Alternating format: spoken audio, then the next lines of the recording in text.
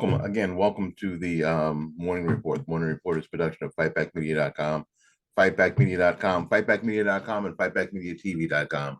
We are thrilled that you are here. It is Thursday. And we've managed to do a show every day this week. Have we done 3? Anybody? No one's here.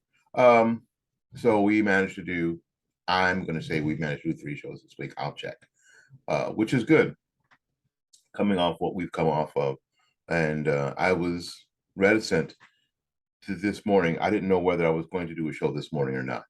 Because again, with the news that I received yesterday about our friend Dywan, I don't know. I didn't know if I was up to it, frankly, but this is where Dywan and I thrived, right here, baby. Like I mentioned in the open, on the audio open, I'm going to play on. I'll probably put up on Facebook and on the Fightback Media website, so you guys know. I may even put it up on YouTube and see what happens, and Rumble for sure. The show he and I did for a show that we called Get Off My Lawn, sort of an old man show that me and Stanley Gloucester put together. Gloucester and I put together. So we'll show that again. Prayers for Dywan's family and his friends, if you are the brain type, and everybody here is. So, all right, let's get on with the program.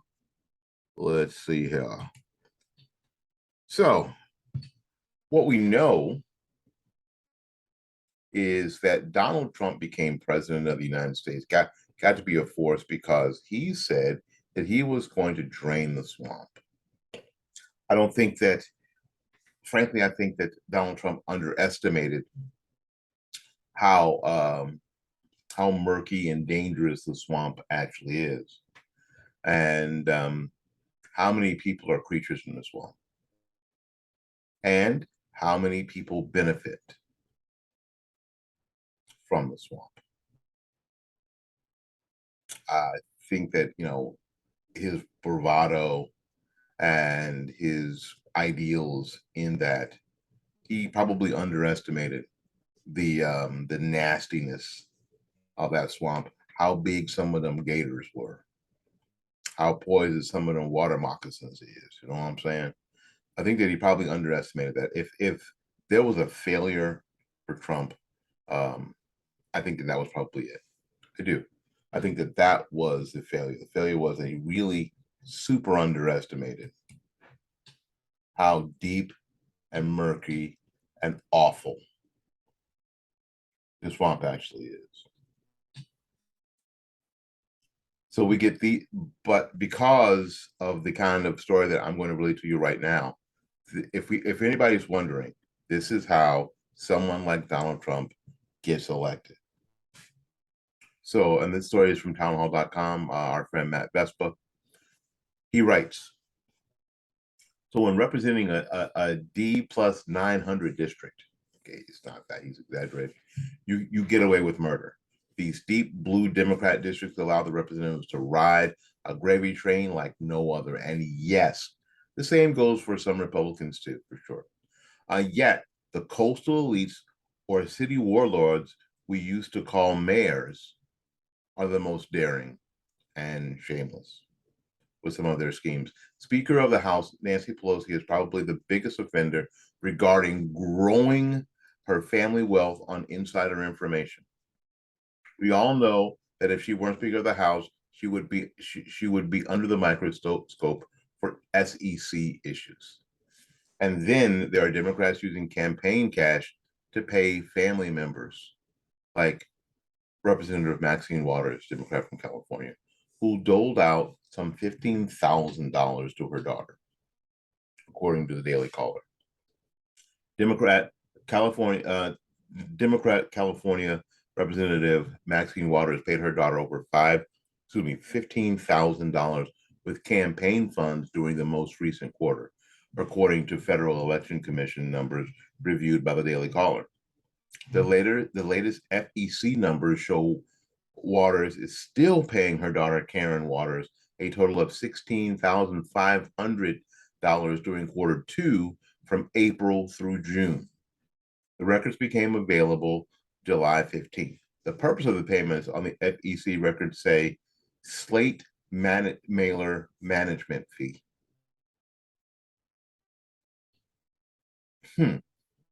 Waters has been paying her daughter with campaign funds for years. In 2018, the Daily Caller News Foundation broke the news that Waters was paying her daughter more than $100,000 in campaign funds during that election cycle. The money kept rolling in. And so she makes sure that it rolls out to all the right places. Must be nice being part of this ring. Now, it's nowhere near the whole Jesse Jackson Jr. heist, where the former congressman spent close to $1 million on personal items. Jackson had Jackson had to resign over the scandal in 2012, which eventually landed him a 30-month jail sentence on a slew of federal charges. Yet, this sort of behavior fuels neopopulism.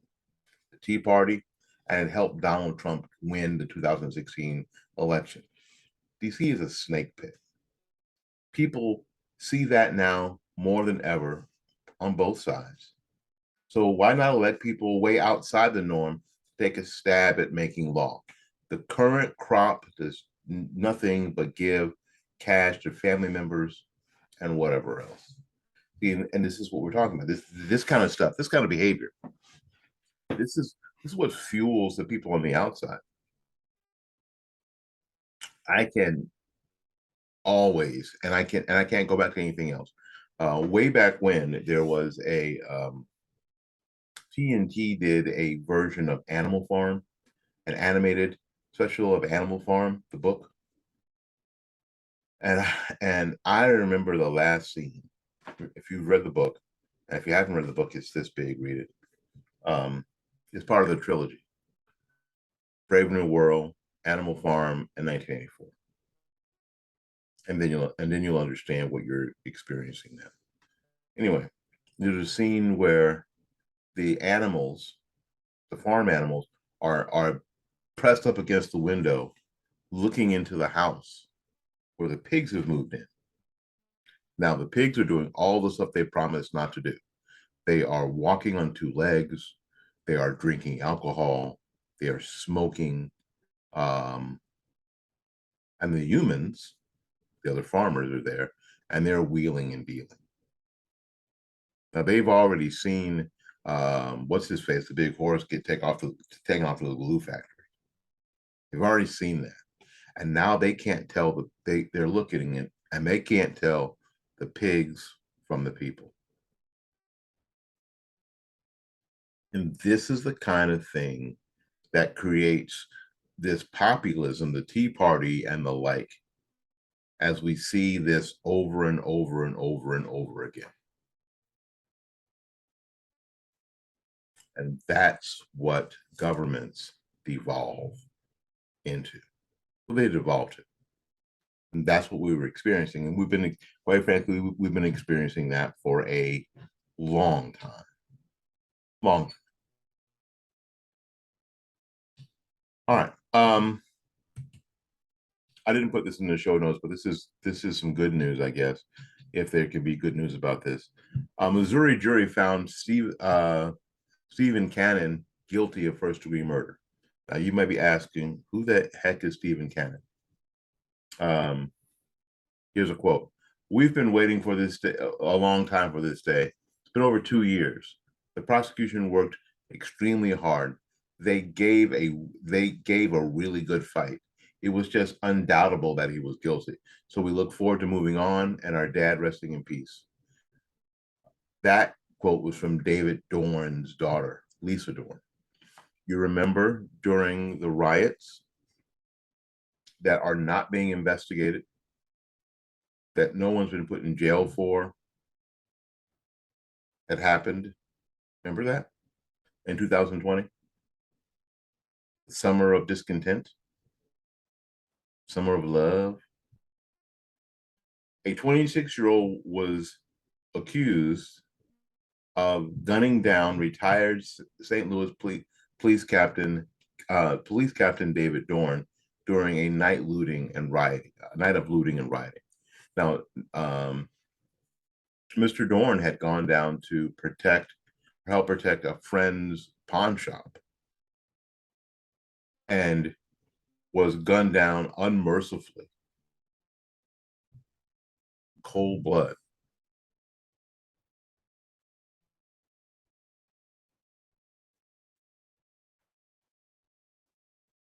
The family told reporters that justice has been served outside the courthouse after the verdict was read. The trial went to jurors just hours earlier. In about 3 hours, jurors found the verdict. Court records show how jurors twice asked the court questions before returning the verdict.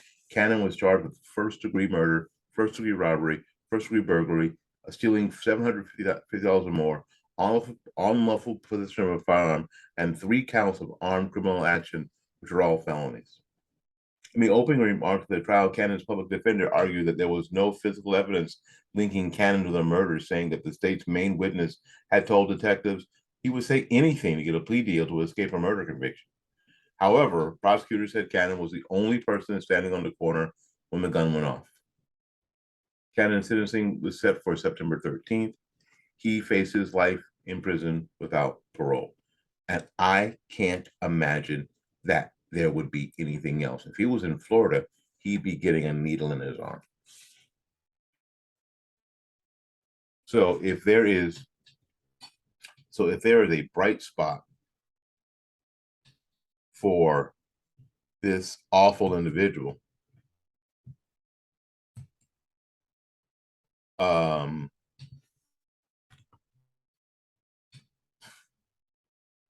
is that he's not in Florida. Because if he was in Florida, he'd be getting a needle in his arm. Dorn was responding to, again, a burglar alarm at a friend's pawn shop when he encountered a group of looters. Not only was he shot dead and left on the sidewalk, they had this on Facebook Live.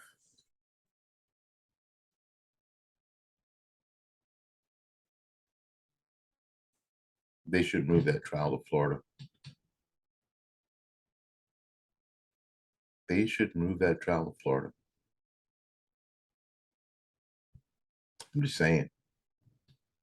I'm just saying they should move all that to Florida, because we would take care of your boy. We would take, now I know this, and again,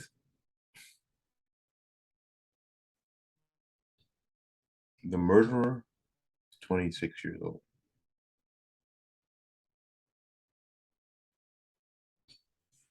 Which means that all of this fake George Floyd rage has resulted in the death of David Dorn and the imprisonment of a 26-year-old for the rest of his life. And the people at the top of this fake rage will never be held accountable. Ever. They will never be held accountable. It is unconscionable. Unconscionable. Absolutely unconscionable. That's why it's my job and your job to do just that. David Dorn was murdered, gunned down like a dog for no reason, serving and protecting like he's always done.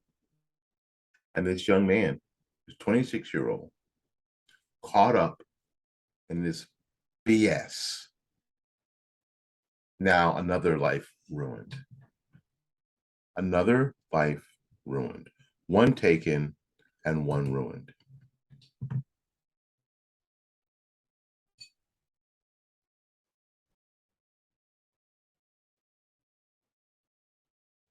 It's awful. Awful. Just terrible. We'll keep up with it, let you know what the sentencing is. I can't imagine that the sentencing would be anything less than life, without any possibilities of ever getting out. I can't imagine that it would be anything else.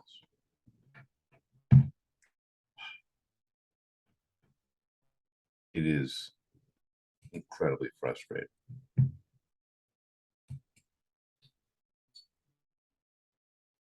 And the fallout from a lot of that, a lot of this woke BS continues.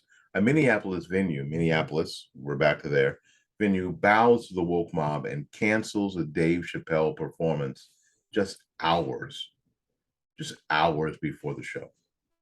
First Avenue, the theater billed as the epicenter of live music and entertainment in Minneapolis, caved to the woke mob last night, hours before Dave Chappelle's scheduled appearance. The comedian's performance would take place at Varsity Theater, also in Minneapolis.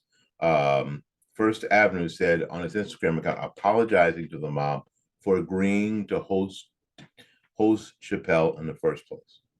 The Dave Chappelle show tonight at First Avenue has been canceled and is moving to the Varsity Theater, the message said. To staff, artists, and our community, we hear you and we are sorry. We know that we must hold ourselves to the highest standards, and we know we let you down. We are not just a black box with people in it. We understand that First Avenue is not just a room, but meaningful beyond our walls.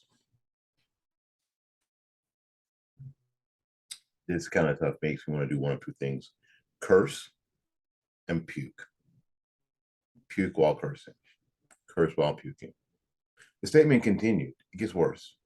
The First Avenue team and you have worked hard to make our venue the safest spaces in the country, and we will continue with that mission. We believe in diverse voices. No, they don't. No, you don't. And the freedom of artistic expression. No, you don't. No, you do not believe in diverse voices. You are lying. No, you do not believe in the freedom of artistic expression. No, you do not. This is the same place that would have, at this point, banned Lenny Bruce. And those of you who are students of comedy know what I'm talking about. You are not believers in freedom of artistic expression. You are not. But in honoring that, we lost sight of the impact this would have. If you are a ticket holder, look for an email with information on your ticket transferring the show to Varsity Theater. Chappelle has been a target for the press as this comedian regularly takes aim at the trans community. Now, which is interesting, and I think who wrote this article? This is also a town hall. I think this is Guy Benson. No, this is Leah Burkus. What Leah misses out is that he doesn't target the trans. He talks about the trans community. He does, and if you actually, and again, this is where details, context, nuance, facts matter. That if you actually listen to the bits, if you listen to the routine, if you listen to what Dave actually freaking says, it's not an attack at all. It's comedy. He points out some of the ironicness of it, the irony, that's the word, the irony of it all. But that's it.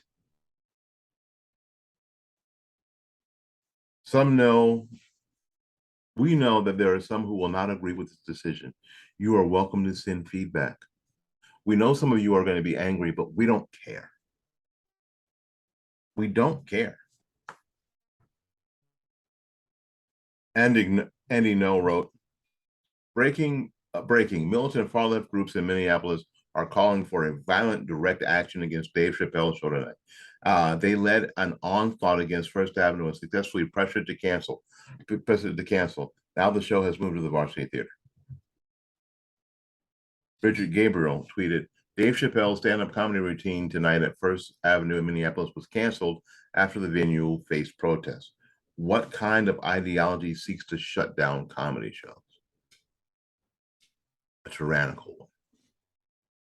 And this is, and again, I am of the mind that these people know it's the people who support them that don't seem to know what they're supporting. What is being cloaked as compassion is actually tyranny. It is the perfect picture of a wolf in sheep's clothing. When a group of people can show up and threaten violence against a place that's supposed to be about diversity. Isn't that interesting? So if a Black person,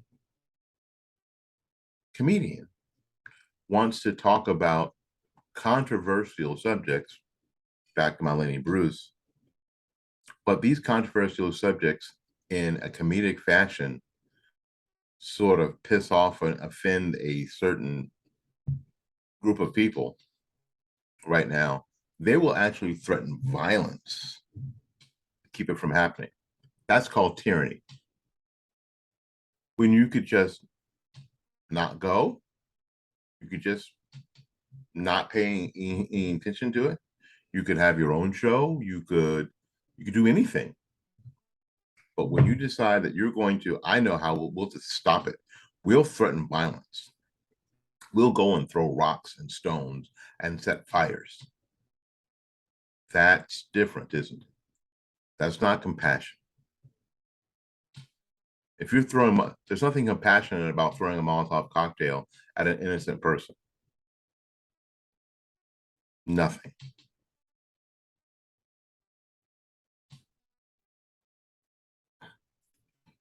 We're never going to be able to reach the people who are ginning this sort of hate and division up. We can't reach them. We can only hope to reach the people who mindlessly go along with it, and end up in a situation where there's rioting and looting going on, and an innocent person gets murdered while just protecting his friend's pawn shop. And the life of a 26-year-old is ruined forever because somebody somewhere benefited by ginning up all sorts of hate and division that didn't have to be there. That's people we have to reach. My name is Willie Lawson. This has been the Morning Report. So until we see you again, go out there and learn something, love somebody, and for goodness sakes, y'all take care of yourself. We will see you when we see you. Bye-bye now.